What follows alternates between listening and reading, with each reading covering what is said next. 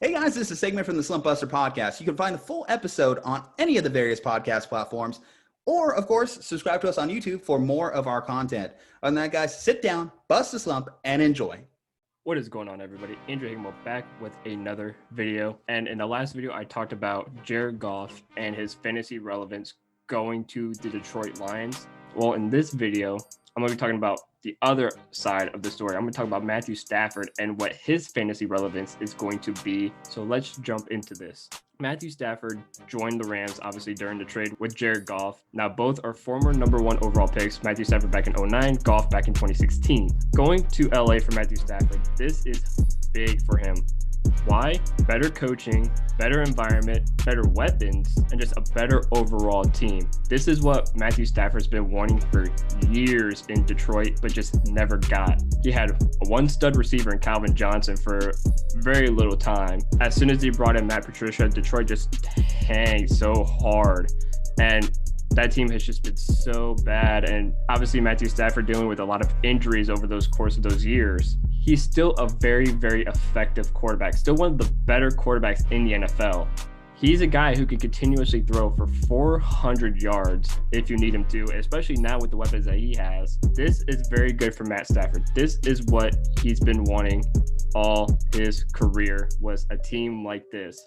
He's got an average to decent O-line, but he's got guys like Kupp, Robert Woods. He's got Cam Akers in the backfield. He's got so many weapons. Tyler Higbee and Gerald Everett in the tight end slot.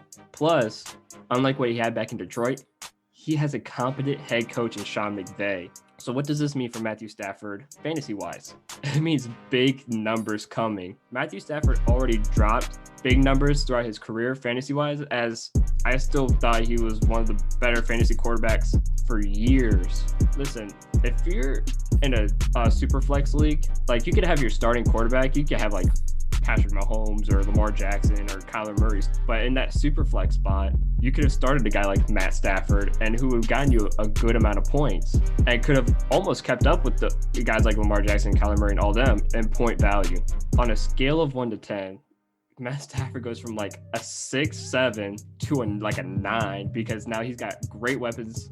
He's got a great offense, a great defense, great coaching. Everything is going his direction. And he might even have Marvin Jones joining him again in LA this offseason. He could have 3 great receivers. This is very good news for Matthew Stafford, as his fantasy relevance is going to skyrocket. He's got numbers now, and this is big for a guy like him. LA fans should be really happy. They got a great quarterback. Now, the only downside is that he is 32. He does have a long history of injuries, so you have to keep in mind his injury history and his age. Matthew Stafford is going to be a big pickup for a lot of people this year. And with that being said, guys, that's going to do it for me. If you guys liked the video, hit that like button, subscribe, share the video, and I will see you guys in the next one.